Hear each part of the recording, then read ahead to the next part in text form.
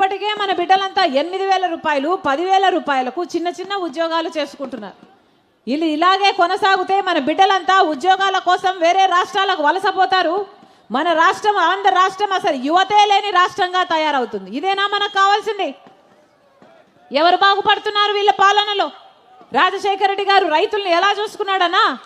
రైతుల్ని నెత్తిన పెట్టుకున్నాడు రాజశేఖర రెడ్డి గారు. రైతుల కోసం ఎంతో చేశాడు రాజశేఖర రెడ్డి గారు. అది జగన్మోహన్ రెడ్డి గారు కనీసం డ్రిప్పుకు సబ్సిడీ ఉందా? పంట నష్టపోతే పంట నష్టపరిహారం ఉందా?